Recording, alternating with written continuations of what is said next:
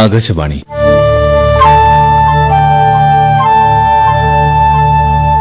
ദേശീയ നാടക പരിപാടി.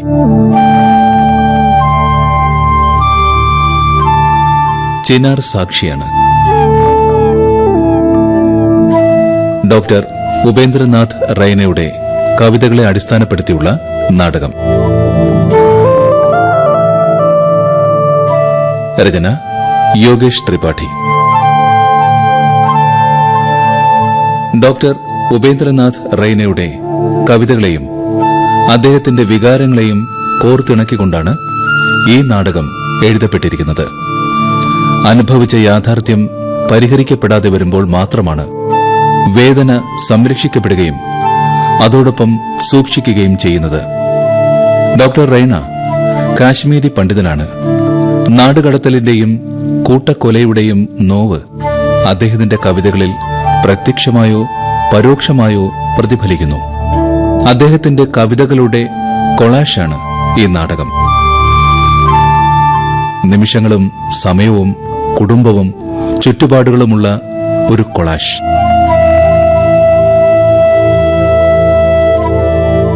ശബ്ദം നൽകുന്നവർ വേണു കണിയാരേത്ത്, അജിത് കുമാർ MP, വിനുരാജ് ആറ്റിങ്ങൽ, ശ്യാം സന്ധ്യാലയം, അനീഷ് P. നായർ, ബിജു കല്ലുവാതുക്കൽ, സൌദാമിനി, വിജി രഞ്ജിത്ത്, വിജയലക്ഷ്മി, രമ്യ രാംകുമാർ, ശജിദേവി.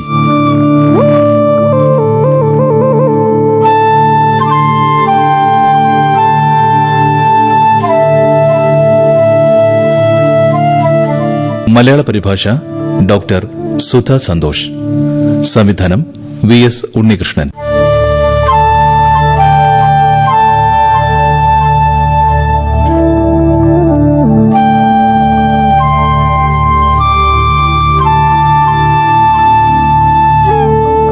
പോപ്പുലർ നിരകളുടെ കാശ്മീർ. താഴ്വരയുടെ മനസ്സിലും ചിന്തകളിലും ആത്മാവിലും ഏൽക്കുന്ന മുറിവുകൾ അതിന്റെ വേദനയുടെ സാക്ഷിയാണ്. ഈ നാടകം യഥാർത്ഥത്തിൽ വേദനകളുടെ ഭൂതകാലത്തിന്റെ ചരിത്രമാണ്. പ്രമുഖ നാടകകൃത്ത് യോഗേഷ് ത്രിപാഠിയുടെ ഈ നാടകം നമുക്ക് കേൾക്കാം. ചിനാർ സാക്ഷിയാണ്.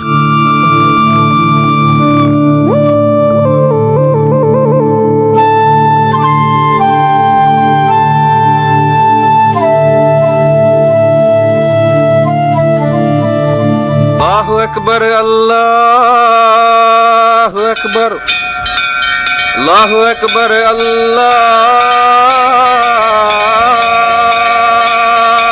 अकबर अशहदु अन ला इलाहा इल्लल्लाह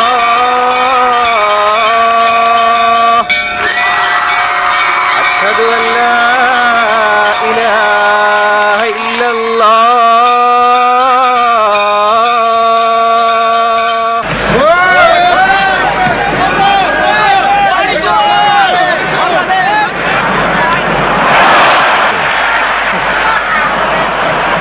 ആയിരത്തി 1989 2003 ഇടയിൽ താഴ്വരയിൽ നടന്ന കൊലപാതകം, ബലാത്സംഗം, അക്രമം എന്നിവയുടെ തെരഞ്ഞെടുത്ത ഡോക്യുമെന്റഡ് കേസുകളെക്കുറിച്ചുള്ള ഒരു report 7 exodus and the ethnic cleaning of Kashmiri ഹിന്ദുവിൽ അടിച്ചുവന്നു.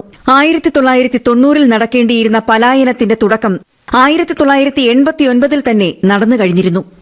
1989 സെപ്റ്റംബർ 14 ജമ്മു കാശ്മീരിനെ സംബന്ധിച്ചിടത്തോളം ഒരു കരിദിനമാണ്. ഇപ്പോൾ കിട്ടിയ വിവരമനുസരിച്ച് സുപ്രസിദ്ധ കശ്മീരി പണ്ഡിതനും സാമൂഹിക പ്രവർത്തകനും അഡ്വക്കേറ്റുമായ പണ്ഡിറ്റ് ടിക്കാലാൽ തപലു ശ്രീനഗറിലെ ഹബ കദലിലെ സ്വന്തം വീട്ടിൽ വെച്ച് വെടിയേറ്റ് കൊല്ലപ്പെട്ടു. 1989 മാർച്ച് 14 ജമ്മുകശ്മീരിലെ നവാഗ്രി ചദൂരയിൽ നിന്നുള്ള പ്രഭാവതി കൊല്ലപ്പെട്ടതോടെയാണ് കൊലപാതകങ്ങളുടെ ഈ ശൃംഖല ആരംഭിച്ചത്. 1989 മുതൽക്ക് തന്നെ പലായനം ആരംഭിച്ചിരുന്നു. 1990 ജനുവരി 19 കാശ്മീരി പണ്ഡിതന്മാരെ കാഫിറുകളായി പ്രഖ്യാപിച്ചിരുന്നു. ദലഹ്സന്യാറിലെ 47-കാരിയായ ഷീന കൌൾ ടിക്കുവിനെ നെഞ്ചിലും തലയിലും നിറയൊഴിച്ചു കൊലപ്പെടുത്തി. 1989 November 4 judge Neelakanta Ganjoo 1989 December 1. Ajay Kapoor വെടിയേറ്റ് കൊല്ലപ്പെട്ടത് 1989 ഡിസംബർ 27. അനന്തനാഗിലെ 57-കാരനായ അഡ്വക്കേറ്റ് പ്രേംന ഭട്ട് 1990 ജനുവരി 15 കൊല്ലപ്പെട്ടു. 1990 ജനുവരി 25 ML ഭാൻ കൊല്ലപ്പെട്ടു. 1990 ഫെബ്രുവരി 1 സ്ക്വാഡ്രൺ നേതാവായ രവി ഖന്നയും അദ്ദേഹത്തിന്റെ 3 അനുയായികളും വെടിവെപ്പിൽ കൊല്ലപ്പെട്ടു. ഗോപാൽ ബൈർവയും രമേഷ് കുമാർ ധൂസുവും വെടിയേറ്റു മരിച്ചു. സതീഷ് കുമാർ ടിക്കു 1990 ഫെബ്രുവരി 13 വെടിയേറ്റ് മരിച്ചു. 1990 ഫെബ്രുവരി 16 ദൂരദർശൻ ഡയറക്ടറായ ലാസ കൌൾ കൊല ചെയ്യപ്പെട്ടു. 1990 ഫെബ്രുവരി 27 അനിൽ ഭന്റെ കൊലപാതകം. നവീൻ സാപ്രു 1990 മാർച്ചിൽ കൊല്ലപ്പെട്ടു. ഇൻഫർമേഷൻ ഡിപ്പാർട്ട്മെന്റിലെ PN ഹാൻഡു കൊല്ലപ്പെട്ടു. ബഡ്ഗാമിലെ തേജ് കൃഷ്ണയെ വിപ്ലവകാരികൾ കഴുമരത്തിലേറ്റി. 1990 മാർച്ച് 18 1990 ഏപ്രിൽ 10 AK റെയ്ന കൊല്ലപ്പെട്ടു. ഹിന്ദുസ്ഥാൻ മെഷീൻ ടൂൾസ് HMTയുടെ ജനറൽ മാനേജർ HL ഖേര കൊല്ലപ്പെട്ടത് 1990 ഏപ്രിൽ 19. ഓർമ്മയുണ്ടോ? ഓർമ്മയുണ്ട്. മറക്കാൻ തന്നെയാണ് അവരും ആഗ്രഹിക്കുന്നത്. പക്ഷേ വേദനയിലൂടെ കടന്നുപോയ ആ നിമിഷങ്ങൾ, അനുഭവങ്ങൾ മറക്കുന്നത് അത്ര എളുപ്പമല്ല.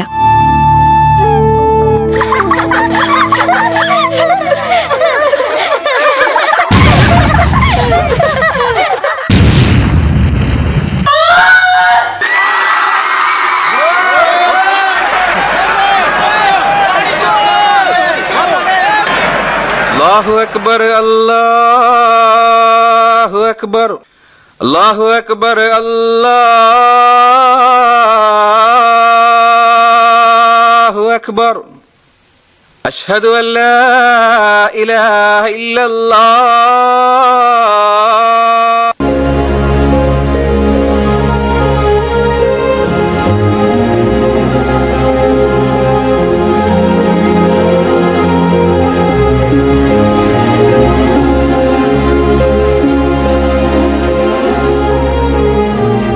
കാന്ത, കാന്ത, വിദാസ്ത, എല്ലാവരും ഇത് എവിടെ പോയി? അമ്മേ, എവിടെയാ നിങ്ങൾ? അമ്മേ, എവിടെയാ ഇത്? സരിക, നീ എവിടെ? സരിക, നീ എവിടെയാ? ഓ, അല്ല, അമ്മ ഇവിടെ ഒറ്റയ്ക്കിരുന്ന് എന്തെടുക്ക? അമ്മ എന്താ ആലോചിക്കുന്നേ? നീലാംബര, എനിക്ക് നിന്റെ അച്ഛൻ വിളിക്കുന്നത് പോലെ തോന്നി മോനെ. എന്റെ പേരെടുത്ത് സരിക നീ എവിടെ, സരിക നീ എവിടെ എന്ന്. അമ്മേ, എഴുന്നേക്കോ, വരൂ. ഇന്ന് അച്ഛന്റെ ശ്രാദ്ധമല്ലേ, അതുകൊണ്ട് അമ്മ ഒത്തിരി ചിന്തിച്ചു കൂട്ടുന്നുണ്ടാവും. എനിക്കറിയാം, അദ്ദേഹത്തിന്റെ ആത്മാവിന് ശാന്തി കിട്ടിയിട്ടില്ല. അതാ എന്നെ ഇങ്ങനെ വിളിച്ചുകൊണ്ടിരിക്കുന്നത്. അദ്ദേഹത്തിന്റെ ആഗ്രഹം എന്തെന്ന് എനിക്കറിയാം. എന്താ എന്താ അമ്മ അദ്ദേഹം ആഗ്രഹിക്കുന്നത്? സ്വന്തം വീട്ടിലേക്ക് മടങ്ങിപ്പോകാൻ ആഗ്രഹിക്കുന്നു. അദ്ദേഹത്തിന് സ്വന്തം വീട്ടിലെത്തിയാലേ ശാന്തി ലഭിക്കൂ. അമ്മേ, നമ്മൾ എപ്പോഴാ നമ്മുടെ വീട്ടിലേക്ക് പോവുക? എപ്പോഴാ പോകുന്നേ അമ്മേ? എനിക്ക് അവിടെ നമ്മുടെ വീട്ടിൽ കിടന്ന് മരിക്കണം. എന്തൊക്കെയായാലും, ഏതവസ്ഥയായാലും ഞാൻ അവിടെ തന്നെ താമസിക്കാൻ ആഗ്രഹിക്കുന്നു. അവിടെ അവിടെ എൻ്റെ മുറ്റം എങ്ങനെയായിരിക്കും? എൻ്റെ തുളസി എന്നേ ഉണങ്ങിപ്പോയിട്ടുണ്ടാവും. തെരുവിൻ്റെ ആ വളവിൽ ഉണ്ടായിരുന്ന ശിവഭഗവാന്റെ അമ്പലം ഇപ്പോഴും ഉണ്ടാകുമോ അവിടെ? മുനി, എനിക്ക് ആ മണ്ണിൻ്റെ മണം വേണം, ആ മണ്ണിൻ്റെ മണം വേണം. പറയും, നമ്മൾ എപ്പോൾ പോകും നമ്മുടെ വീട്ടിലേക്ക്?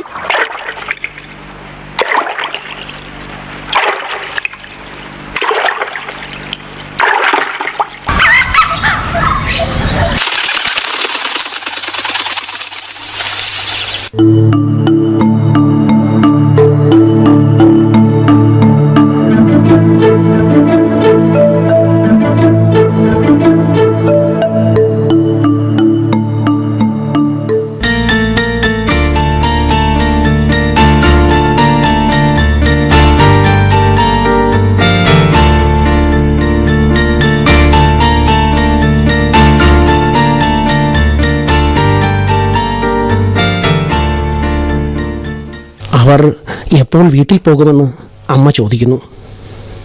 നീലാംബര, എന്തു പറയും? അവരുടെ ബസ് പോകുന്നുണ്ടെങ്കിൽ അത് അമ്മയെ പെട്ടെന്ന് കൊണ്ടുപോയിക്കോളും.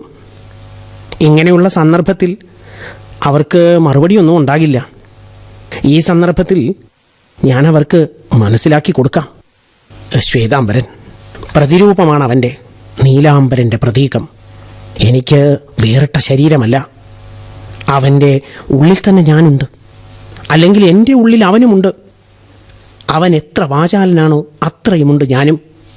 പക്ഷേ എനിക്ക് തോന്നുന്നതൊക്കെയും അവൻ പറയും. അത് മറ്റൊന്നും കൊണ്ടല്ല, അവൻ കാണാത്ത പലതും ഞാൻ കണ്ടിട്ടുണ്ട്. അതെ, ഞാൻ കണ്ടിട്ടുണ്ട്. പതിറ്റാണ്ടുകളായി കണ്ടിരിക്കുന്ന സങ്കടവും സന്തോഷവും എനിക്കറിയാം. സുഖവും ദുഃഖവും കണ്ടവർക്കൊക്കെ അത് തടയാനും അറിയാം. അതെ, ഞാൻ ശ്വേതാംബരൻ.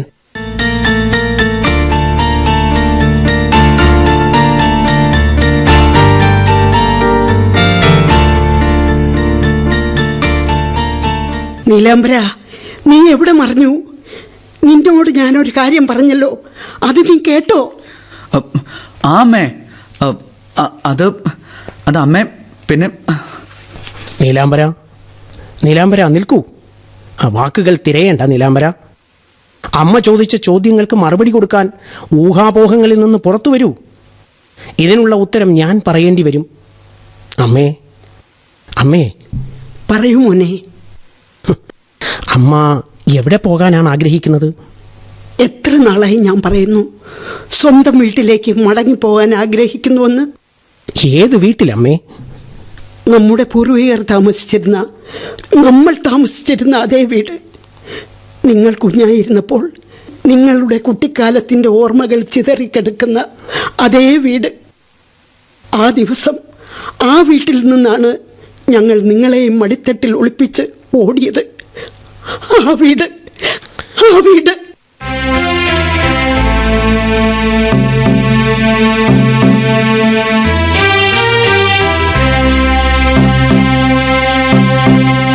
അമ്മേ, ആ വീട് വിട്ടിറങ്ങിയത് എപ്പോഴായിരുന്നു?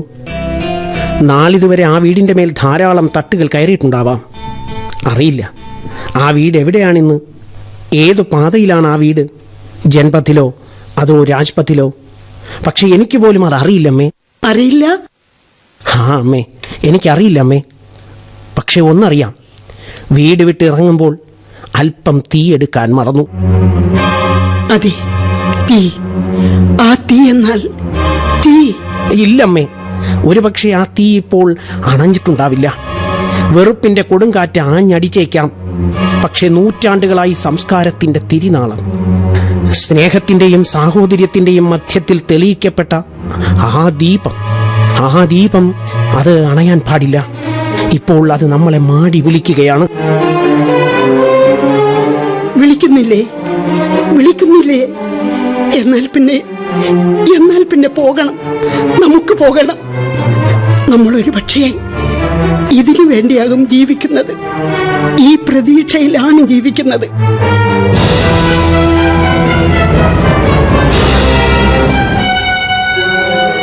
അമ്മ, അവിടെ ഒരു നദിയും ഉപേക്ഷിച്ചാണ് നമ്മൾ വന്നത്. ഇപ്പോൾ അതെങ്ങനെ ഒഴുകുന്നുണ്ടാകും?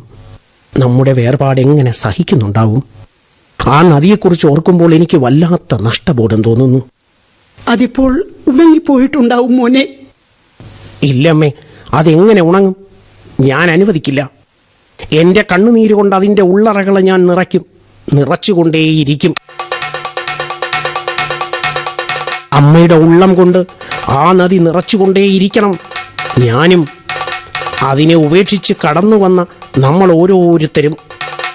ആ നദി യുഗങ്ങളോളം ഒഴുകുന്നത് നമുക്ക് കാണണം. അത് ഒഴുകുന്നിടത്തോളം മുഴങ്ങുന്ന ശംഖനാദം കേട്ടുകൊണ്ടേയിരിക്കും. മന്ത്രങ്ങളുടെ അലയൊലി കേട്ടുകൊണ്ടേയിരിക്കും.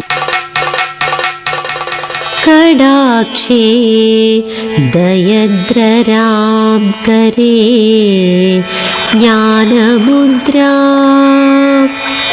കലാഭിർവിനിദ്രാ കലാപേഷു ഭദ്രാ പുരസ്ത്രീ വിനിദ്രാ പുരസ്തുംഗഭദ്രാ ഭജേ ശാരദാംബജസ്രം മദംബാ.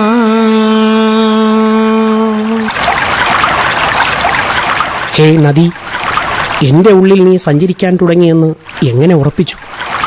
എൻ്റെ മൗനത്തിൻ്റെ അർത്ഥം എൻ്റെ ഉള്ളിലെ യാത്രയായി നിങ്ങൾ അംഗീകരിക്കുന്നുണ്ടെങ്കിൽ ഈ യാത്ര എവിടെ അവസാനിക്കുമെന്നും ഞാൻ എവിടെ തുടങ്ങുമെന്നും നിങ്ങൾക്ക് തീർച്ചയായും പറയാൻ കഴിയും.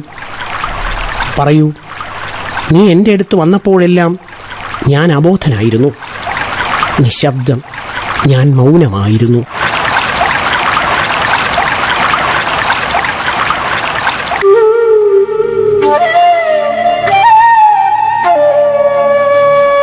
വെള്ളവിരിപ്പിൽ ഇനി ഒരു പൂജയും കാണുന്നില്ല. സ്വന്തം കാൽപ്പാടുകളിൽ അത് സ്വയം ഒതുങ്ങിയതായി തോന്നുന്നു. നിരന്തരം മരങ്ങൾ വളർന്നു വരികയും പക്ഷികൾ കൂടുതിരയുന്നതുമായ തരത്തിൽ എന്തോ സംഭവിച്ചു.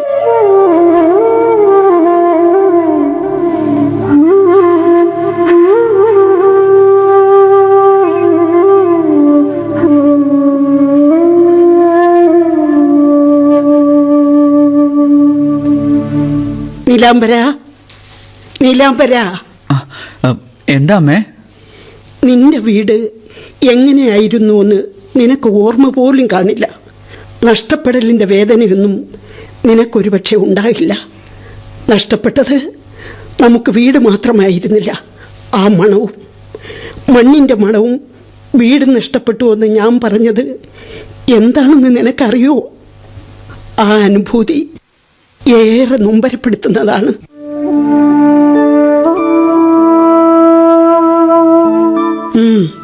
കേൾക്കുന്നുണ്ടോ നീ? നിന്റെ അച്ഛൻ മൂളുന്നുണ്ട്. ഞാൻ കേൾക്കുന്നു. അച്ഛൻ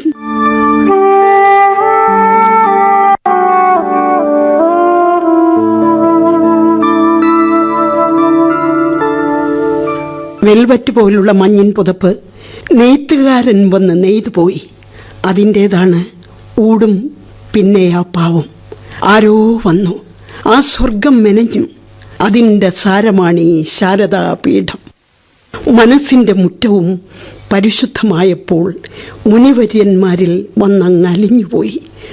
ഓരോ കണികയിലും പിന്നെ ഉൾപ്പൂവിലും വസിക്കുന്നിപ്പോഴും ലലയോഗിനി. നനവാർന്ന മനസ്സിൻ ഈ തടാകത്തിൽ വന്നു വിടർന്നൊരഷ്ടകമലം. റോസാപ്പൂവിൻ നിറവും നൈർമല്യവും കുങ്കുമപ്പൂവിൻ തോട്ടം പോലെ മണം പരത്തിയോരോ ജീവിതോദ്യാനത്തിൻ സുഗന്ധമായി തന്നെ നിറഞ്ഞു നിന്നു.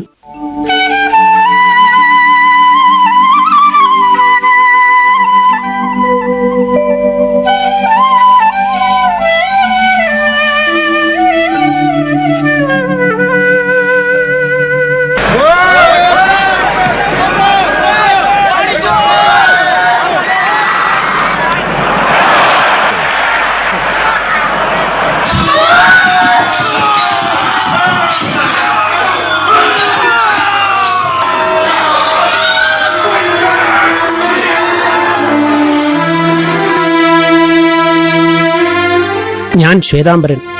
ഇതൊക്കെ എന്താണ്? എന്തു പറ്റി? വായു വിഷലിപ്തമായതെങ്ങനെ? പെട്ടെന്ന് കാലാവസ്ഥ എന്തുകൊണ്ട് മാറി? പോപ്ലർ, നീ എങ്ങനെ ഇത്രയും ചുവന്നു? ഞങ്ങൾ വീടുകളിൽ നിന്നിറങ്ങി വളരെ അകലെ, അതെ, വളരെ അകലെ എത്തി. നടക്കേണ്ടി വന്നു. ആകാശം മാത്രമല്ല, കൊടികളുടെ നിറവും മാറി.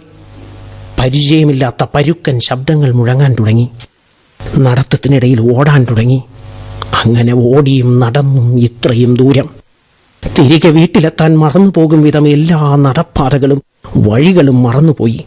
എൻ്റെ പോപ്ലർ മാത്രം അവശേഷിക്കുന്നു. അതെ, പിന്നിൽ അവശേഷിക്കുന്നു.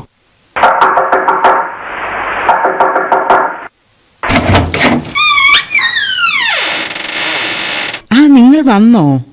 അതേ കാന്ത, ഇന്ന് കുറച്ച് നേരത്തെ വന്നു. നിങ്ങൾ രണ്ടാളും എവിടെയോ പോയിരുന്നത് പോലെ തോന്നുന്നു. പിതാസ്തയെ കൊണ്ട് അമ്പലത്തിൽ പോയിരുന്നു. എന്റെ പ്രിയമുള്ള വിദാസ്തയ്ക്ക് അമ്പലത്തിൽ പോകുന്നത് ഇഷ്ടമായോ? അതെ, വളരെ. ആ പൂജാരി നിങ്ങളെക്കുറിച്ച് ചോദിച്ചിരുന്നു. നീലാംബരൻ എന്താ കൂടെ വരാത്തത് എന്നാണ് അവർ ചോദിച്ചത്. പിന്നെ മമ്മി പറഞ്ഞു അവർ ഇപ്പോൾ ഓഫീസിൽ നിന്ന് മടങ്ങിയില്ല എന്ന്. പിന്നെ പൂജാരി വിദാസ്തയുടെ നെറ്റിയിൽ കുരിശു വരച്ചോ? നിങ്ങൾക്കെങ്ങനെ അറിയാം? നിന്റെ നെറ്റി പറയുന്നു.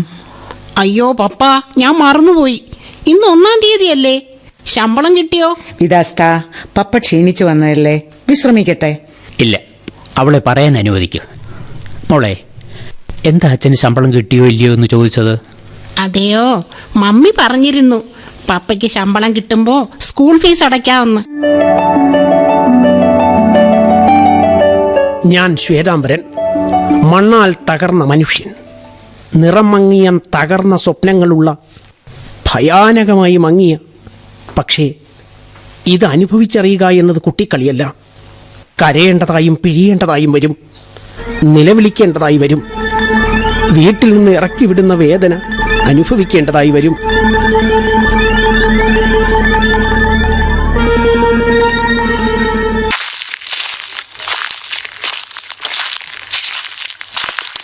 കടലാസ് കൊട്ടാരത്തിലിരുന്ന് ചാൻ ചീട്ടുകൾ എണ്ണുകയാണ്. ഓരോ ചീട്ടിലും ചാൻ നാളെ എന്നെഴുതുകയാണ്. സമയത്തെ ഉള്ളംകൈയിൽ ഒതുക്കിക്കൊണ്ട് എൻ്റെ വീട് മറ്റുള്ളവർക്കായി നൽകുന്നു. ബഹുവർണ്ണങ്ങൾ ആ കടലാസ് കൊട്ടാരത്തിൻ്റെ ചുവരുകൾ കർപ്പിക്കുന്നു. യാത്രാസംഘങ്ങളെ കാണാനും ഈ കൈകൾ കൊണ്ട് ആകാശം തൊടാനും ഞാൻ ആഗ്രഹിക്കുന്നു. പക്ഷേ ഒരു കടലാസ് കൊട്ടാരത്തിൽ കഴിഞ്ഞുകൊണ്ട് ഒരു ജീവിതകാലം മുഴുവൻ കഴിയാൻ പഠിക്കുന്ന, പരിശ്രമത്തിനൊടുവിൽ ഉണർന്നിരിക്കുക, പകൽ മുഴുവൻ പൊട്ടിത്തെറിച്ചുകൊണ്ട് വൈകുന്നേരം കൂട്ടിയിണക്കാനുള്ള പോരാട്ടത്തിൽ മുഴുവൻ ജീവിതം നയിക്കാൻ പഠിക്കുമ്പോൾ ഓരോ നിമിഷവും പിന്നിടുമ്പോൾ കാലുമാറ്റുന്നത് അനിവാര്യമാണ്.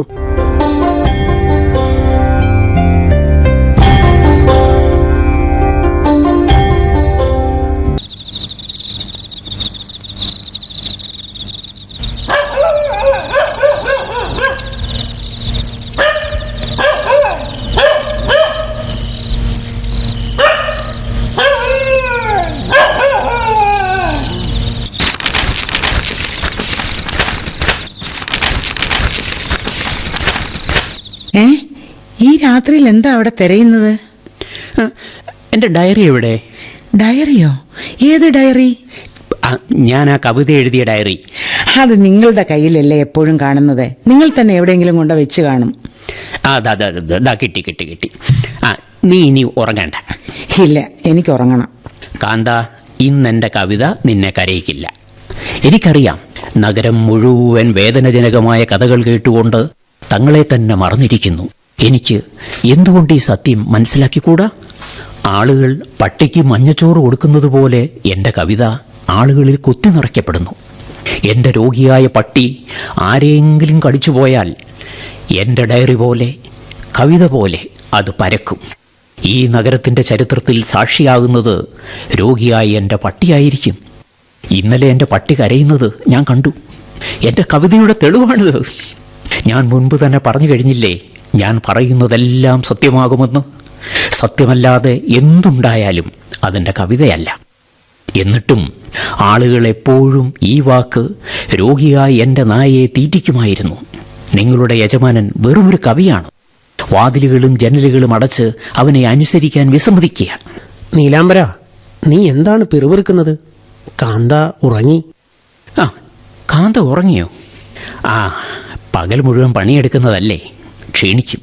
അന്നോടൊന്നുള്ള ജീവിതം തന്നെയാണ് അവൾക്ക്. അവൾ ഉറങ്ങിക്കോട്ടെ. അതെ, അവൾ ഉറങ്ങിക്കോട്ടെ. പോപ്ലർ മരം പോലും ചിലപ്പോൾ അവളെ തിരിച്ചറിയുന്നില്ല. എന്നോട് പറയൂ, ശ്വേതാംബരനോട് പറയൂ. ആരെയും കേൾപ്പിക്കാൻ വേണ്ടി ഞാൻ പറയാറില്ല. അറിയാം, ആർക്കെങ്കിലും വേണ്ടിയല്ല, നിങ്ങൾക്ക് വേണ്ടി സ്വയം കേൾപ്പിക്കാമോ? അതൊന്ന് പറയൂ. ഇല്ല. നിങ്ങളാരാ? എന്നെ മനസ്സിലായില്ല? ഞാൻ ശ്വേതാംബരൻ, സ്വന്തം പ്രതിബിംബം. തിരിച്ചറിയില്ലേ? പ്രതിബിംബം കണ്ണാടിയിലല്ലേ കാണാൻ കഴിയൂ? കാര്യം ശരിയാ. അങ്ങനെ ഇപ്പോ പ്രതിബിംബം ഉണ്ടാകേണ്ട ആവശ്യമില്ലല്ലോ നീലാംബര.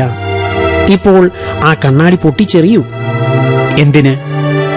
അതെന്തെന്നോ, നമ്മൾ സ്വന്തം ഔന്നത്യത്തെക്കാൾ ഉയരങ്ങളിലേക്ക് പോയിക്കൊണ്ടിരിക്കുന്നു. നിനക്കറിയാമോ, നിന്റെ അടുത്തുള്ള ചിനാർ മരത്തിന്റെ ഭംഗിയും സുഗന്ധവും നിനക്കുണ്ടെന്ന്.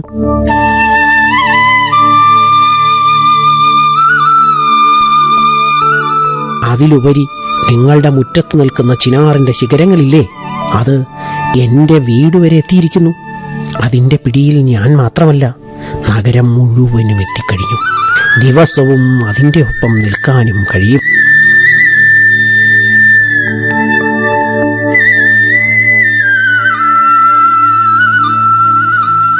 എല്ലാം നിനക്കറിയാമല്ലോ, സംശയമില്ല. എന്തെന്നാൽ എന്നേക്കാളൊക്കെ വളരെ ഉയരത്തിലാണ് ചിനാർ, അതായത് നിന്റെ പോപ്പുലർ മരം. നമ്മൾ തമ്മിലുള്ള വ്യത്യാസവും ഇത് തന്നെയാണ്. നീലാംബര, നീ പറഞ്ഞത് സത്യമാണ്. നമ്മൾ തമ്മിലുള്ള അന്തരം ഇത്ര മാത്രമാണ്. നല്ല വെയിലുള്ള സമയത്ത് ടെറസിൻ്റെ ചരിവിലിരിക്കാനോ തുറന്ന മൈതാനത്തിൽ ചെടിക്ക് നനയ്ക്കാനോ വരാൻ കഴിയില്ല.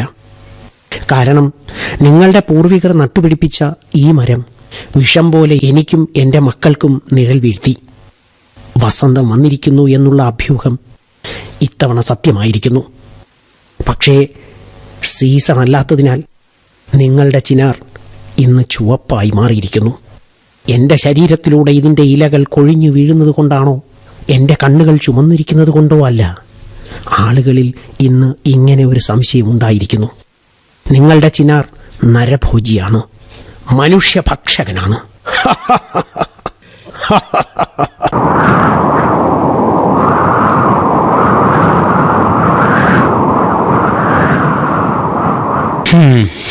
ഇടവേളയ്ക്ക് ശേഷം ഞാൻ മടങ്ങിയെത്തിയപ്പോൾ ജനാലയുടെ കർട്ടൻ നീക്കപ്പെട്ടിരിക്കുന്നു.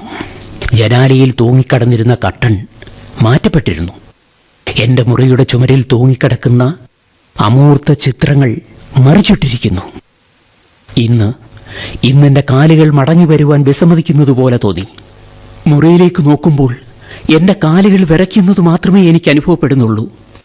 ചുവരുകൾ എപ്പോൾ വികസിക്കും എന്ന പ്രതീക്ഷയിലാണ് ഞാൻ. എന്നിട്ടും വെയിലേൽക്കാനായി കൈകൾ പുറത്തേക്ക് തൂക്കിയിട്ടിരിക്കുന്നു. എന്തിനെന്നോ, കൈയും കാലും മറ്റൊരു സ്പർശനത്തിനായി.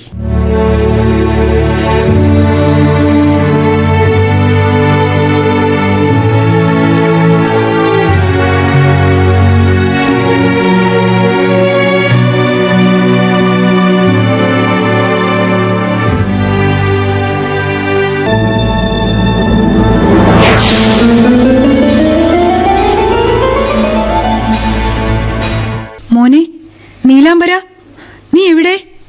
നീലാംബര, ഞാൻ ഇവിടെ ഉണ്ടമ്മേ. അമ്മേ, കറണ്ട് എപ്പോ വരും? ഹോ, എപ്പോ വരുമെന്ന് ദൈവത്തിനറിയാം. ദാ വേഗം നീ ഭക്ഷണം കഴിക്ക്. അന്നൊക്കെ ഇരുട്ടിൽ എനിക്ക് അമ്മ ഭക്ഷണം തന്നിരുന്നു. ഓരോ തവണയും ഞാൻ നിശബ്ദമായി കണ്ണുകൾ കൊണ്ട് ഇരുട്ട് നെയ്തു പോന്നു. ഇരുട്ടിൽ അമ്മയുടെ മടിത്തട്ടിലിരുന്ന് പൊട്ടിച്ചിരിക്കുന്നത് ഒരുപക്ഷെ എൻ്റെ ശീലമോ അതല്ലെങ്കിൽ അമ്മയുടെ നിവൃത്തികേടോ ആകാം. എന്തായിരുന്നാലും അതെന്റെ തലവിധിയുടെ ഭാഗമായി കഴിഞ്ഞിരുന്നു.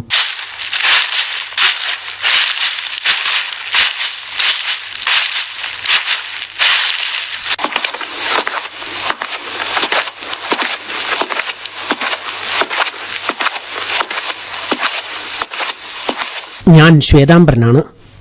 സ്വന്തം വീട്ടിൽ നിന്നും സ്വന്തം മണ്ണിൽ നിന്നും ഞാൻ പുറത്താക്കപ്പെട്ടു. ചെടിച്ചട്ടിയിൽ നിന്ന് പിഴുതെറിയപ്പെട്ട ഒരു നല്ല ചെടിയെ നിങ്ങൾ മറിച്ച് നോക്കിയിട്ടുണ്ടോ? ഒരുപക്ഷെ നോക്കിയിട്ടുണ്ടാകാം. അതിൻ്റെ വേദന അനുഭവിച്ചറിയാൻ കഴിഞ്ഞിട്ടുണ്ടാകില്ല. അതേ വേദനയുടെ കഥയാണ് ഞാൻ താമസിക്കുന്ന പട്ടണവും. വിചിത്രമാണ്, വിചിത്രം, വിചിത്രം തന്നെയാണ്.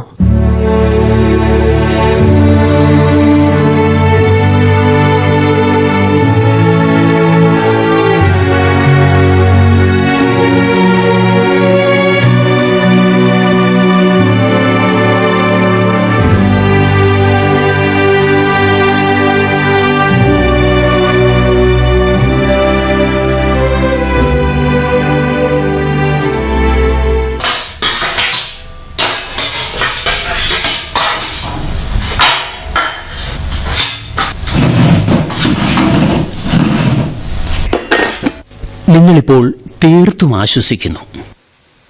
നിങ്ങൾ ഒരു വിശാല വൃക്ഷമാണ്, ഒരു നീണ്ട നിരയാണ്. സ്വന്തം ചരിത്രത്തിനൊരു പരമ്പരയുണ്ട്. നീലാംബര, നിങ്ങൾ എന്ത് വിചിത്രനായ മനുഷ്യനാണ്. ഏറ്റവും സാധാരണക്കാരനും നല്ല പരിചയക്കാരനും. അവസാനം നിങ്ങളുടെ എല്ലാ സ്വപ്നവും സത്യമായി തീർന്നു. ഞാൻ എല്ലായ്പ്പോഴും ഈ മരത്തിനെ സ്വന്തം വീടായി കണ്ടു. ദൂരെ വ്യാപിച്ചു കിടക്കുന്ന കൊമ്പുകൾക്കെല്ലാം സ്വന്തം ജീവിതത്തിന്റെ നിമിഷങ്ങൾ കൂട്ടിയോജിപ്പിച്ചു. വീട് പോലുള്ള ഈ മരത്തെ, അല്ലെങ്കിൽ മരമാകുന്ന വീടിനെക്കുറിച്ച് ഒരു നീണ്ട ചരിത്രം രചിക്കുന്നു എന്ന കാര്യത്തെ ഇപ്പോഴും നിരസിക്കാനാവില്ല. ഏയ്, ശ്രദ്ധിച്ച് വിദാസ്ത, ശരിയായി കഴിക്കൂ. സോറി പപ്പ. പിന്നെ വീട്ടിലെ എല്ലാ പലവ്യഞ്ജനങ്ങളും തീർന്നു. ഉപ്പുമില്ല. നാളെ രാവിലെ തന്നെ മാർക്കറ്റിൽ പോയി വരണം. ഇല്ലെങ്കിൽ ഉപ്പില്ലാത്ത ഭക്ഷണം കഴിക്കേണ്ടി വരും.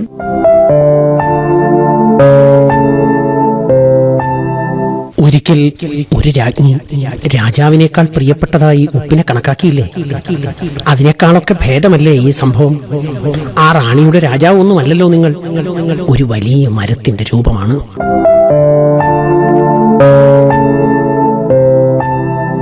വിദാസ്ത, ഇപ്പൊ ചെല്ലൂ, പോയി കിടന്നുറങ്ങിക്കോളൂ. ഇല്ല, ആദ്യം അച്ഛനിൽ നിന്ന് കഥ കേൾക്കണം. തീർച്ചയായും. വാ മോളെ.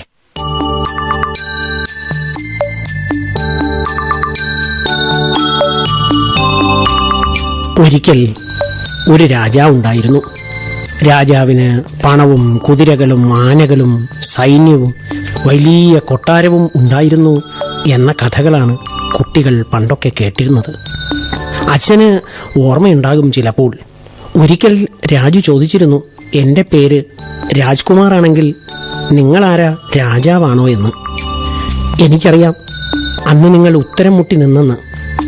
മാത്രമല്ല, ഉള്ളിൻ്റെ ഉള്ളിലൊരു വലിയ വൃക്ഷം പോലെ തലയെടുപ്പോടെ നിന്നു.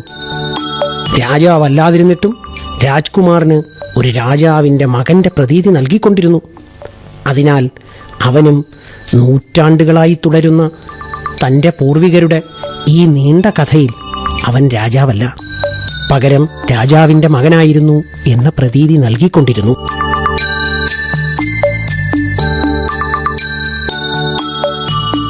വിദാസ്ത ഉറങ്ങി, നീ ഉറങ്ങുക. കാന്ത, എന്താണ് ആലോചിക്കുന്നത്? ഞാൻ ആലോചിക്കുകയാണ്, എല്ലാവരും നിശബ്ദരാണ്. എന്തുകൊണ്ടാണത്? നിലാവെളിച്ചം പോലെ ഈ ഇളം മഞ്ഞപ്രകാശത്തിൽ വെറും കല്ലുകളുടെ കഥ. കല്ലുകളുടെയോ? മുങ്ങുക, മുക്കുക. ഞാനൊന്നും കേൾക്കുന്നില്ല. എല്ലായിടത്തും നിശബ്ദത, കല്ലുപോലെ. നിങ്ങളും ഞാനും മൗനമായി, കല്ലുകൾ പോലെ. എന്റെ ഓരോ ചോദ്യത്തിനും നീ മൗനമായില്ലേ കാന്തായിരുന്നത്? നിങ്ങളുടെ മൗനം സമ്മതമായി ഞാൻ കരുതി. ഞാൻ മിണ്ടാതിരിക്കുമ്പോൾ നിങ്ങൾ എന്തർത്ഥം കൊടുക്കും, എന്തുദ്ദേശിക്കും? അതെനിക്കറിയില്ല. നിങ്ങൾ ചോദിക്കൂ, ഞാൻ മറുപടി പറയാം. ഒരു ജീവിതത്തിന്റെ നിശബ്ദത കേവലം നെടുവീർപ്പുകളിൽ തകർക്കപ്പെടുന്നില്ല.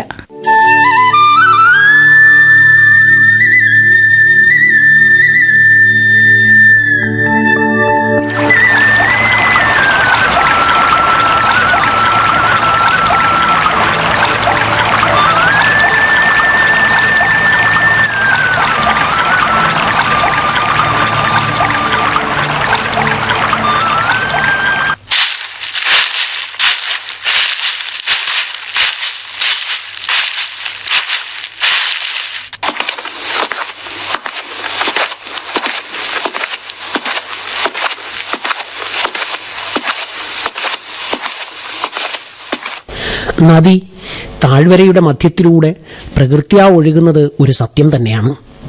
പോപ്ലർ മരം സാക്ഷിയാണ്. ആരെങ്കിലും ആ നദിയെ തടസ്സപ്പെടുത്താൻ ആഗ്രഹിച്ചാൽ താഴ്വരയുടെ ആത്മാവിലൂടെ അത് ഒഴുകും, ഒഴുകിക്കൊണ്ടേയിരിക്കും.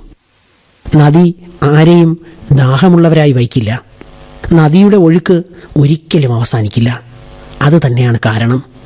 നിന്നെ അമ്മയായി കരുതുന്ന ആളുകളെ അവർക്ക് ഇപ്പോഴും തിരിച്ചറിയാൻ കഴിയാത്ത വിധം നീ അമ്മയായി തന്നെ കരുതുന്നുണ്ടാകും. അതുകൊണ്ട് തന്നെ അവൻ തെമ്മാടിയായിട്ടുണ്ട്. അവൻ ഏതു വിധത്തിലും നിന്നെ കബളിപ്പിക്കുകയും എല്ലായ്പ്പോഴും നീ അവനോട് പൊറുക്കുകയുമല്ലേ. എൻ്റെ ഉള്ളിലെ പ്രയാണം നിനക്ക് അംഗീകരിക്കാമെങ്കിൽ എൻ്റെ ഉള്ളിലെ ഏകാന്തതയും നിനക്ക് മനസ്സിലാകും. എന്നാൽ നിനക്ക് തീർച്ചയായും പറയാൻ കഴിയും നിന്റെ യാത്ര എവിടെ അവസാനിക്കും, ഒപ്പം ഞാൻ എവിടെ തുടങ്ങണം.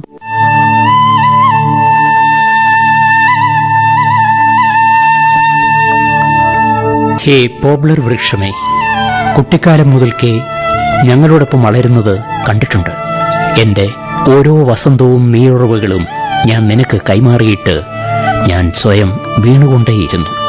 മുത്തശ്ശിക്കഥകളിലെ വെറുമൊരു കഥാമാത്രമല്ല നിങ്ങൾ, മറിച്ച് മാറിക്കൊണ്ടിരിക്കുന്ന ഓരോ ഋതുക്കളുടെയും ഓരോ വാതിൽ ജനലുകളുടെയും ഉമ്മറപ്പടികളുടെയും മുറ്റത്തിൻ്റെയും സുഗന്ധപൂരിതമായ ബന്ധങ്ങളുടെയും ഒഴുക്കുള്ള നദികളുടെയും സാക്ഷിയാണ്.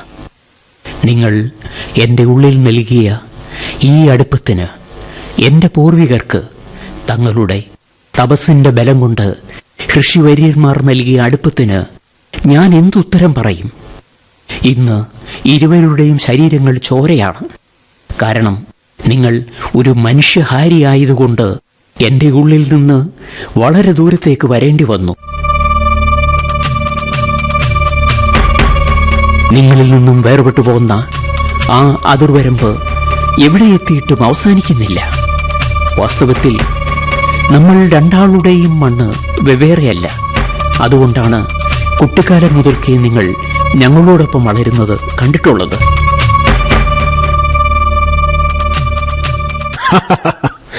ഈ മരത്തെ ഞാൻ എപ്പോഴും ഒരു വീട് എന്ന പേരാണ് നൽകിയിരുന്നത്. വളരെ അകലെ വരെ വിരിച്ച ശിഖരങ്ങളോടൊപ്പം ജീവിതത്തിൻ്റെ ഓരോ നിമിഷവും പരന്നു കിടക്കുന്ന ചില്ലകളുമായി ബന്ധിപ്പിച്ചുകൊണ്ടിരുന്നു. വീട് പോലുള്ള ഈ മരത്തെ, അല്ലെങ്കിൽ മരം പോലുള്ള ഈ വീടിനെക്കുറിച്ച് ഒരു നീണ്ട ചരിത്ര സൃഷ്ടി ഇപ്പോൾ നടക്കുന്നു എന്ന കാര്യത്തെ നിഷേധിക്കാനാവില്ല. നീ ചിരിക്കുമ്പോഴെല്ലാം എൻ്റെ പോപ്പുലർ മുറിഞ്ഞു തുടങ്ങും. ഞാൻ പോപ്പുലർ അല്ലാതെ ഒരു മരുഭൂമിയോ ഇരുട്ടോ, അതല്ലെങ്കിൽ നിനക്ക് നിന്റെ പല്ലുകൊണ്ട് എന്തിന് നിന്റെ രൂപം കൊണ്ടുപോലും മുറിക്കാൻ പറ്റാത്ത കടലായിരുന്നെങ്കിൽ എന്ന് ഞാൻ ആഗ്രഹിക്കുന്നു. നമുക്കിടയിലുള്ള ചോദ്യചിഹ്നവും ഇപ്പോൾ ഇതുതന്നെയാണ്. നിങ്ങൾ ചിരിക്കുന്നത് കൊണ്ടല്ല, നിങ്ങളുടെ പല്ലുകൾ വളരെ ഭാരമുള്ളതാണ്. അതിനിടയിൽ നിങ്ങളുടെ ഭാഷ പോലും സുരക്ഷിതമല്ല. ഇലകൊഴിച്ചിലിൻ്റെ ശരത്കാലം വന്നിരിക്കുന്നു. ഇപ്പോൾ വന്നു.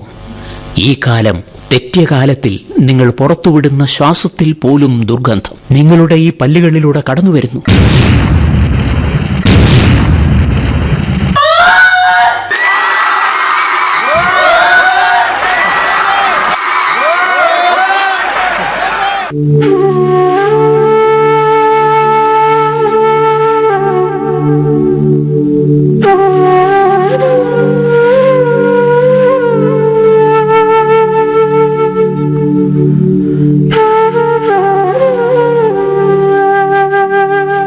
ചിനാർ സാക്ഷിയാണ്. താഴ്വരയാകെ ചോരയൊലിക്കുന്നു. നഗരങ്ങൾ, നദികൾ, തടാകങ്ങൾ, മരങ്ങൾ, ചിനാർ എല്ലായിടത്തും. എന്നിട്ടും എവിടെയൊക്കെയോ പൂക്കളുടെ മണമുണ്ട്. ഇതിനെ വേരോടെ പിഴുതെറിയല്ലേ. നോക്കൂ, അവൻ വാടിയിട്ടില്ല ഇതുവരെ. നിശബ്ദതയിലും പുഞ്ചിരിക്കുന്നു. ശിഥിലമാകുന്ന നഗരത്തിന്റെ വികലമായ വ്യാകരണം അവന് ഇതുവരെ അറിയില്ല. അതുകൊണ്ട് തോക്കുകളുടെയും ബോംബാക്രമണങ്ങളുടെയും ഭാഷയെക്കുറിച്ച് അവൻ അറിയില്ല. എല്ലാ ഋതുക്കളിലും ചിനാറിനെ ചുമപ്പിക്കുന്ന ആ പൂവിന്റെ ഭാഷയ്ക്ക് ഇത്തരം വാക്കുകളൊന്നും നൽകരുത്. അതിൻ്റെ ശാഖകളെല്ലാം ഇന്ന് നരഭോജിയായി മാറിയിരിക്കുന്നു. എന്നിട്ടും ഒരു ഭയവുമില്ല. നിങ്ങൾ സമ്മതിച്ചില്ലെങ്കിലും നിങ്ങളുടെ ആയുധങ്ങൾക്കൊന്നിനും അതിനെ മുറിക്കാൻ കഴിയാത്തതിനാൽ പൂവിന്റെ ഗന്ധം നിലനിൽക്കുമെന്ന് എന്നെ വിശ്വസിക്കൂ.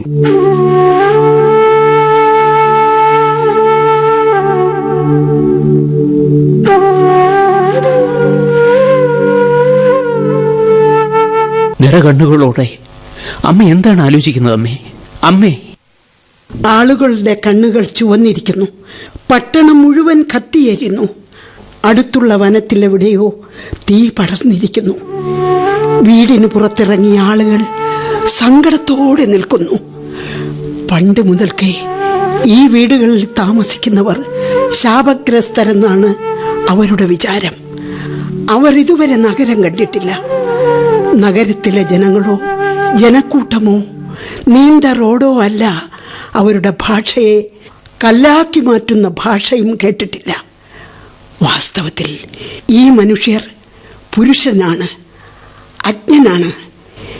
മനുഷ്യരെയും മൃഗങ്ങളെയും ഒരുപോലെ കാണുന്നു. അവൻ്റെ ഭാഷയിൽ ഒരിടത്തും സൂര്യനിർവചനമില്ല. അതുകൊണ്ട് ഓരോ സൂര്യോദയവും അവൻ ഉഗ്രമായ അഗ്നിയാണ്. രാത്രി അയാൾക്കെവിടെയോ ഇരുട്ടിൻ്റെ കഷണമാണ്. അതിനെ അവൻ സ്വയം സുരക്ഷിതമായി പൊതിഞ്ഞ് അടുത്ത തലമുറയ്ക്കായി സൂക്ഷിച്ചു വയ്ക്കുന്നു.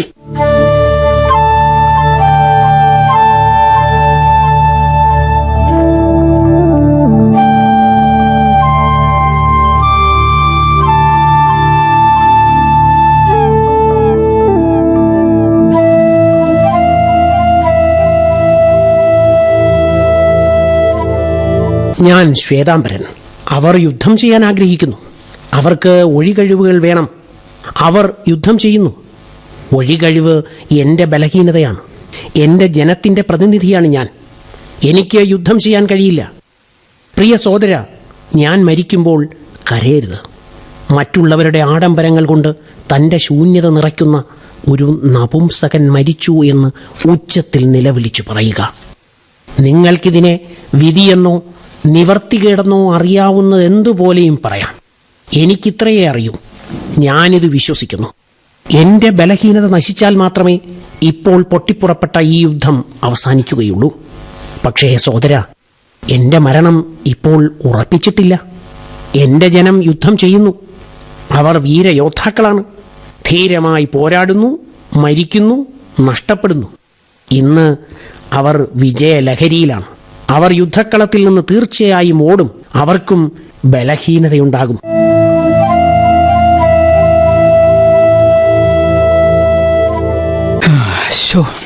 എന്തു പറയാൻ, വെള്ളക്കൊടി. ഇത്രയും വലിയ അപകടമുണ്ടായിട്ടും കൊടിയുടെ നിറം വെള്ളയാണ്. യഥാർത്ഥത്തിൽ ആ വലിയ റോഡിൽ അലപോലെ ആളുകളുണ്ടായിരുന്നു. ഈ റോഡ് എന്റെ വീടുമായി ലയിച്ചപ്പോൾ നിങ്ങൾ വിത്തുവിതച്ചു. എന്റെ വീട് സുരക്ഷിതമാക്കുന്ന കാര്യത്തിൽ നീ തിരക്കു പിടിച്ചു. പലതവണ നിങ്ങൾ എന്നെ നിങ്ങളുടെ പര്യായമാക്കുവാൻ ശ്രമിച്ചു. പക്ഷേ ഞാൻ എപ്പോഴും ആ അപകടത്തിനടുത്തുകൂടി കടന്നുപോയി. അതെന്റെ വീട്ടിൽ തന്നെ നടന്നിരുന്നു. പലപ്പോഴായി നിങ്ങൾ നിങ്ങളുടെ ഭാഷയിൽ പ്രഖ്യാപിക്കുകയും ചെയ്ത റോഡ് നിങ്ങളുടെ മനസാക്ഷിയുമായി ബന്ധപ്പെട്ടതാണെന്നും അവിടെ എന്ത് സംഭവിച്ചാലും അത് തീർച്ചയായും സുവർണ ലിപികളാൽ പേരിടപ്പെടുമെന്നും എന്റെ വീടും നിന്റെ മുഖവും തമ്മിലുള്ള വ്യത്യാസം എപ്പോഴാണോ ഒരു അപകടമായി മാറുന്നത് ആ സമയത്തിനു വേണ്ടി ഞാൻ കാത്തിരിക്കുകയാണ്. അപ്പോൾ ഞാൻ നീണ്ട ചരിത്രത്തിന്റെ എഴുത്തുകാരനായി മാറും.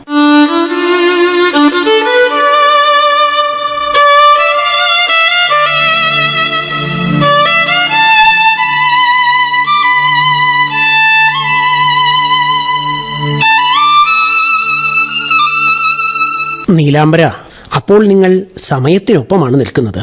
വേണമെങ്കിൽ ആ സമയത്ത് ഏതൊരു ചോദ്യവും ഉണ്ടാകുന്നതിന് മുമ്പ് തിരിച്ചറിവിൻ്റെ ആദ്യ തീപ്പൊരിയെ പെട്ടെന്ന് അഗ്നിയാക്കി മാറ്റാമായിരുന്നു. സമയത്ത് തിരിച്ചറിയാൻ കഴിഞ്ഞിരുന്നെങ്കിൽ ഈ സമയത്ത് ഞങ്ങൾ ഈ തീയിൽ വെന്തുരുകില്ലായിരുന്നു. നിങ്ങളുടെ ആഗ്രഹത്തിനും ആഗ്രഹമില്ലായ്മയ്ക്കും ഫലമായി ഇന്നത്തെ ആദ്യ തീപ്പൊരിയെ തീനാളമാക്കാനുള്ള പരിശ്രമത്തിനായി നമ്മുടെ രാജ്യത്തിനായി ഓടുന്നത് കാണാം. ആ സമയത്ത് ആദ്യത്തെ തീപ്പൊരിയിൽ നിന്ന് നിങ്ങൾ അകലെയായിരുന്നില്ല. ഇതിനായി നിങ്ങൾക്ക് രാജ്യമോ അതിർത്തികളോ ഭൂമിശാസ്ത്രമോ ആവശ്യമില്ല. എന്നിട്ടും നിങ്ങൾ ഭൂമി കടമായി തന്നെ പങ്കിട്ടിരുന്നു. സത്യമാണ് ജയിക്കുന്നത്. തെളിയിക്കുന്നതിന് പാരമ്പര്യമായി നമുക്ക് ലഭിച്ച ഒന്ന് പലായനത്തിനു വേണ്ടിയുള്ള ഓട്ടം. എന്നിട്ടും നിങ്ങളുടെ പക്കൽ ആ തീപ്പൊരി ഉണ്ടായിരുന്നു. ആ സമയം നിങ്ങൾ ആഗ്രഹിച്ചിരുന്നെങ്കിൽ തീർച്ചയായും അതിന് തീയുടെ അഗ്നിയുടെ പരിവേഷം നൽകാനാകുമായിരുന്നു. അതിന് കുറച്ച് ശബ്ദം നൽകാൻ, അർത്ഥം നൽകാൻ സ്വന്തം തുളസിയിൽ നിന്ന് തന്നെ കടം വാങ്ങിയേനെ. നമ്മുടെ കബീറിനോട് ചോദിക്കാമായിരുന്നു. പക്ഷേ നീ നിശബ്ദമായിരുന്നു. ഞങ്ങൾ ഓടിക്കൊണ്ടേയിരുന്നു. ഇന്നും സത്യത്തിൻ്റെ അന്വേഷണത്തിനായി കയ്യിൽ ദീപശിഖയുമായി നാം ഓടിക്കൊണ്ടിരിക്കുന്നു. സ്വന്തം നാട്ടിൽ, സ്വന്തം നാടിനെ അന്വേഷിച്ച്. ശ്വേതാംബര, എന്റെ പ്രതിരൂപം എന്നല്ലേ നിങ്ങൾ പറഞ്ഞിരുന്നത്? ഇപ്പോൾ അത്യാവശ്യമായിരിക്കുന്നു. അതെ, അത്യാവശ്യമായിരുന്നു. പ്രകാശത്തിന്റെ സത്യം അറിയേണ്ടത് ആവശ്യമാണ്. ഇതേ കാരണത്താൽ സുഗന്ധവും വെടിമരുന്നിന്റെ ഗന്ധവും അറിയാൻ കഴിയും. ആൾക്കൂട്ടത്തിന് മുഖവും വ്യക്തിത്വവുമില്ലെന്ന് നിങ്ങൾ കരുതുന്നുണ്ടെങ്കിൽ നിങ്ങൾക്കാവശ്യമുള്ള മുഖം തിരിച്ചറിയുക. ഇത്തവണ ഈ ജനലുകൾ തുറക്കുക.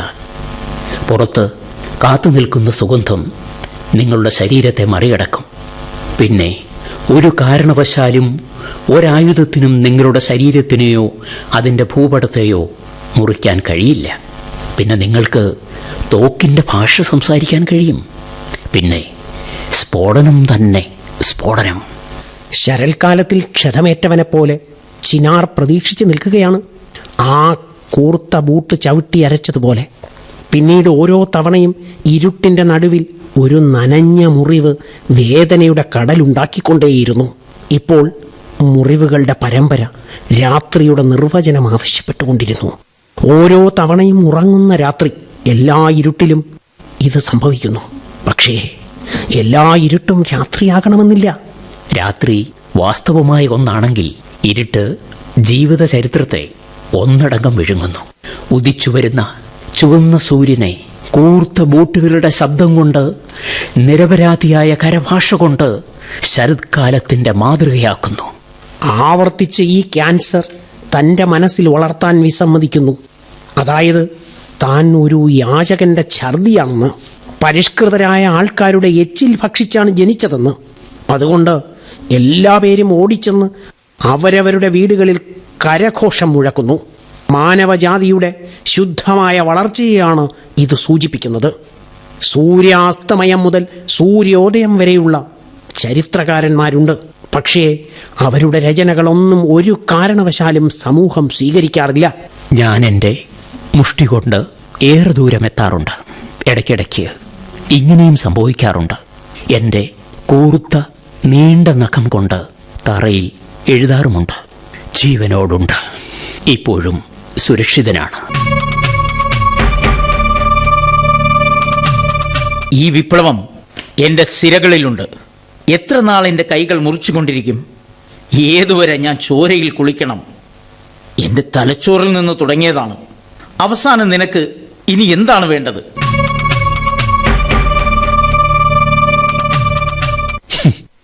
ഇത്തവണയും കൊല്ലപ്പെടുന്നത് ഞാനല്ല. മരിക്കുകയാണെങ്കിൽ സ്വന്തം ഇഷ്ടത്തിന്. ഞാൻ ആത്മഹത്യ ചെയ്യില്ല. പക്ഷേ കത്തിച്ചാമ്പലാകും. കവിതയുടെ തീയിൽ തന്നെ ഞാൻ എടുത്തു ചാടും. ഇനിയും കൊല്ലപ്പെടുന്നത് വെറുതെ സഹിക്കില്ല. അതും എൻ്റെ ഒപ്പം കവിതയില്ലാത്തപ്പോൾ. തീർച്ചയായും എന്നെ അവസാനിപ്പിക്കേണ്ടി വന്നാൽ എൻ്റെ കവിതയുടെ തീയിൽ, താളത്തിൽ, വാക്കിലും അർത്ഥത്തിലും ഞാൻ സ്വയം എരിയും. എൻ്റെ കവിത പൂർണ്ണമായും എൻ്റേതായി തീരുമ്പോൾ ഞാൻ സ്വയം തീയിലവരും. ഒടുവിൽ നിനക്ക് എന്തു വേണം? എന്ത് വേണം നിനക്കൊടുവിൽ? എൻ്റെ അഭാവത്തിൽ ഞാൻ മരിച്ച ചരിത്രത്തിൻ്റെ താൾ മണ്ണിൽ കുഴിച്ചു മൂടപ്പെട്ടു. ഞാൻ ചരിത്രമില്ലാത്തവനല്ല. പക്ഷേ ഒരു ചരിത്രവും എന്നെ അംഗീകരിക്കാൻ തയ്യാറല്ല. ഏതെങ്കിലും സംഭവവുമായി കൂട്ടിക്കിഴച്ച് എനിക്ക് തകരാൻ കഴിയും. പക്ഷേ ചുറ്റിലുമുള്ള നിയന്ത്രണാതീതമല്ലാത്ത വശങ്ങളിലേക്ക് അനായാസം ചിതറപ്പെടുന്നത് ഒരു ചരിത്രമായി മാറിയിരിക്കുന്നു. ഏതൊരു നിമിഷം ചിലപ്പോൾ എന്തെങ്കിലും എടുത്തു കൊണ്ടുപോകണമെങ്കിൽ ചിലപ്പോൾ ചിലത് തന്നിട്ട് പോകും. ചിനാറുകളുടെ സുഗന്ധം തിരികെ ലഭിക്കാൻ പോകുന്നു എന്ന് കേൾക്കുമ്പോൾ പുതിയ പറക്കലിന് ഇനി പുതിയ ആകാശം കിട്ടുമോ? ഒരു പക്ഷേ അല്ലേ?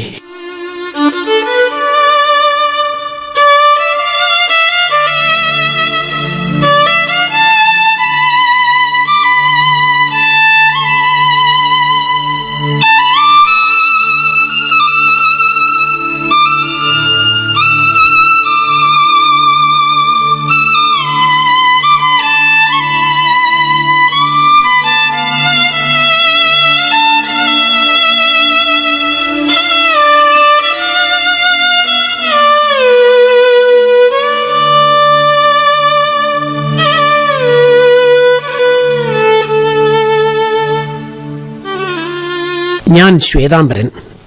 ഏകാന്തതയോട് ചോദിച്ചും പറഞ്ഞും കണ്ണുകൾ ക്ഷീണിച്ചു. എന്തുകൊണ്ടാണ് ആ വിദൂരവാദികളിൽ നിന്നും ഒരു കത്ത് പോലും വരാത്തത്? പർവ്വതങ്ങളിൽ നിന്ന് അവർക്ക് എന്തറിയാം? ഭീകരതയുടെയും ഹിംസയുടെയും കൊടുങ്കാറ്റുകളാൽ നിഷ്കളങ്കമായ മുഖങ്ങളുടെ വാക്കുകൾ പോലും മാഞ്ഞുപോയി. അതുകൊണ്ടാണ് രക്തം പുരണ്ട നഗരത്തിൽ ഒരൊപ്പ് പോലും കാണാത്തത്. നഷ്ടപ്പെട്ടു പോയത് നദിയുടെ മടിത്തട്ടിൽ നദിയുടെ സ്വത്വം. ഇപ്പോൾ താഴ്വരയുടെ ഉൾഭാഗത്തും കൃഷിയിടങ്ങളിലും കുങ്കുമപ്പാടങ്ങളിലും ഇതെങ്ങനെ കണ്ടെത്തും? ഈ ചോദ്യങ്ങളുടെ ഉത്തരം വേണം ഇന്ന്. ഈ നഗരത്തിൻ്റെ പുഞ്ചിരി ഗൂഢാലോചനയ്ക്കിരയായതു മുതൽ ഉറങ്ങാതെ തളർന്ന ആ കണ്ണുകൾ കൊല്ലപ്പെട്ടു. വൃദ്ധയായ അമ്മയുടെ കണ്ണുകൾ എന്തുകൊണ്ട് നനഞ്ഞില്ല? ശവങ്ങളുടെ നഗരം പകരം ലഭിച്ചപ്പോൾ അവൾ എന്തിനെയാണ് ജനിപ്പിച്ചത്? നഗരത്തിന്റെ കവലയിൽ വന്ന് വൃദ്ധയായ അമ്മ അതേ ചോദ്യം ചോദിക്കുന്നു. നിനക്ക് പരിമളമായി നൽകിയ ജന്മത്തിന് എനിക്ക് പ്രതിഫലം കിട്ടിയത് വെറും കൊടുങ്കാറ്റോ? ചീനാർ മരങ്ങളുടെ വിധിയിൽ ഇതാണോ എഴുതിയത്? നിങ്ങൾ ഏത് വാതിലും ജനലുകളും തുറന്നാലും അവിടെ നിന്ന് രക്തരൂക്ഷിതമായൊരു ജനക്കൂട്ടം മാത്രമേ വരൂ. അതിന്റെ ഫലം നിങ്ങളായിരിക്കും. വാതിൽ തുറക്കൂ, വാതിൽ തുറക്കൂ, വാതിൽ തുറക്കൂ. ഞങ്ങൾക്ക് അഭയം തരൂ, അഭയം തരൂ. ഞങ്ങളെ രക്ഷിക്കൂ, ഞങ്ങളെ രക്ഷിക്കൂ. ഞങ്ങൾ കൊല്ലപ്പെടാൻ പോകുന്നു, ഞങ്ങളെ രക്ഷിക്കൂ.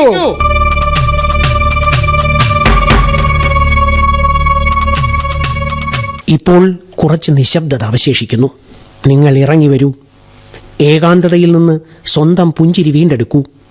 പ്രകൃതിയെ മാറ്റുന്നത് നൂറ്റാണ്ടുകളുടെ ചരിത്രം മാറ്റുന്നില്ല.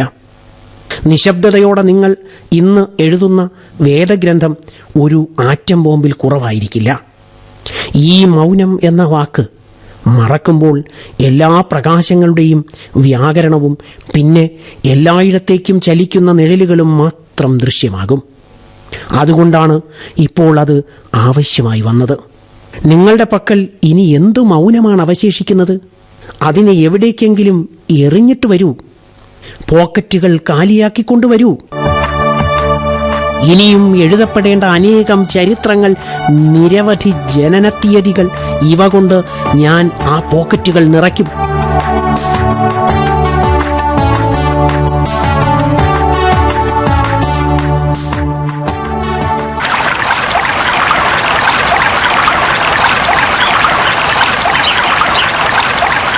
മക്കളെ, നമ്മളെപ്പോൾ നമ്മുടെ വീട്ടിൽ പോകും? എപ്പോ പോകും നമ്മുടെ വീട്ടിൽ? മോനെ, എന്നെ എൻ്റെ വീട്ടിൽ കൊണ്ടുപോകും. ഞാൻ അവിടെ കിടന്ന് മരിക്കാൻ ആഗ്രഹിക്കുന്നു. അറിയില്ല എനിക്ക്. എൻ്റെ വീടിൻ്റെ മുറ്റം ഇപ്പോൾ എങ്ങനെയായിരിക്കും? തുളസി ഉണങ്ങിയിട്ടുണ്ടാവും. ഗ്രാമത്തിലെ ശിവക്ഷേത്രം എങ്ങനെയായിരിക്കും ഇപ്പോൾ? എന്നെ ആ മണ്ണിൻ്റെ മണം വിയർപ്പ് മുട്ടിക്കുന്നു. മോനെ, പറയൂ, നമ്മളെപ്പോൾ പോകും? എപ്പോ പോകും നമ്മുടെ വീട്ടിൽ? അമ്മേ, നമ്മൾ നമ്മുടെ വീട് വിട്ടു വന്നതല്ലേ? ഇന്ന് എവിടെയാ? ഏത് വീതിയിലായിരിക്കും? ജനപഥിലാണോ രാജപഥിലാണോ? അമ്മേ, വീട് വിട്ടു വന്നപ്പോൾ മറന്നുപോയ ആ ചെറിയ തീ ചിലപ്പോ അത് കെട്ട് കാണില്ല. അമ്മേ, വീട് വിട്ടു വന്നപ്പോ നമ്മൾ നമ്മുടെ നദിയെ മറന്നു പോന്നു. ഇപ്പോ അവിടെ ആ നദി എങ്ങനെ ഒഴുകുന്നുണ്ടാകും? നമ്മുടെ വിരഹം എങ്ങനെ സഹിക്കുന്നുണ്ടാവും അമ്മേ? എനിക്ക് ആ നദി മറക്കാനാവില്ല. നമ്മൾ മടങ്ങിച്ചെല്ലുമ്പോൾ നദി ഉണങ്ങിപ്പോയിട്ടുണ്ടാവുമോ? ഞാൻ എൻ്റെ കണ്ണുനീർ ഒഴുക്കുകൊണ്ട് നദി ഉണങ്ങാൻ അനുവദിക്കില്ല അമ്മേ. നമ്മൾ ജീവിച്ചിരിക്കുന്നിടത്തോളം ആ നദിയെ ജീവനോട് തന്നെ ഒഴുകാൻ വിടാം അമ്മേ. ആ നദി യുഗങ്ങളോളം ജീവനോട് ഒഴുകുന്നത് എനിക്ക് കാണണം.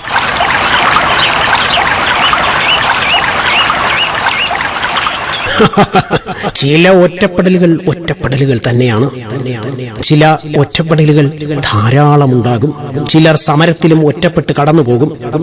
ചിലർ ഒറ്റയ്ക്കാണെങ്കിലും ജാഥയിൽ എന്ന പോലെ കടന്നുപോകും. ചിലർ ഒറ്റയ്ക്ക് മുഖം കാണിക്കലായിരിക്കും. എന്നാൽ മറ്റു ചിലർ ഒറ്റയ്ക്ക് മുഖം മറ്റൊന്നാക്കി കടന്നുപോകും. ഇനി ചിലർ ചെമ്മരിയാടിന്റെ തോലിട്ട് കാട്ടിലെന്ന പോലെ സഞ്ചരിക്കുന്നു. ചിലർ മാത്രം മതി ലോകത്തിനാകെ. ഇനി ചിലർ ഒറ്റയ്ക്ക് ലോകത്തെ മുഴുവൻ തങ്ങളിൽ ആവാഹിക്കുന്നു.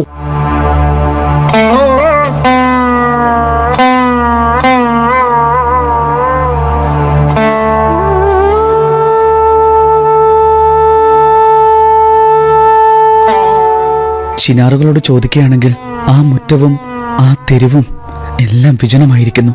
കളഞ്ഞു വന്നതല്ലേ അമ്മേ അവിടെ ആ കെട്ടിടത്തിൽ? ഇപ്പോഴവിടെ വെറും തേങ്ങലുകൾക്കൊപ്പം ശൂന്യതയും.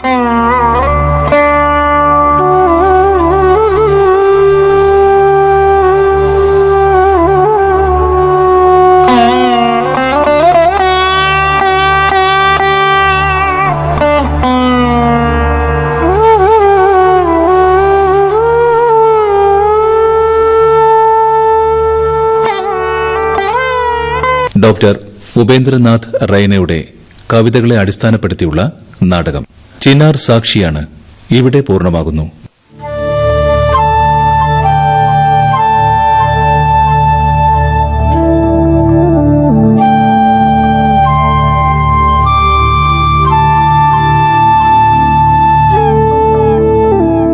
രചന യോഗേഷ് ത്രിപാഠി. മലയാള പരിഭാഷ ഡോക്ടർ സുധ സന്തോഷ്.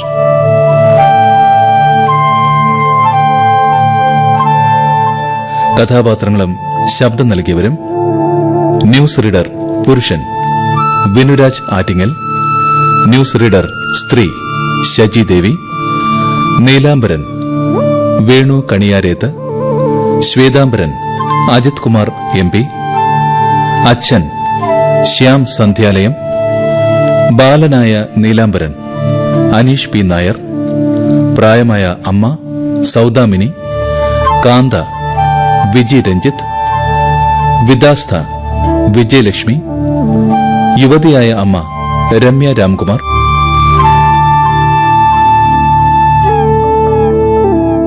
നാടക സംവിധാനം VS ഉണ്ണികൃഷ്ണൻ. സംവിധാന സഹായം സുഷമ അനിൽ, ബിജു കല്ലുവാതുക്കൽ.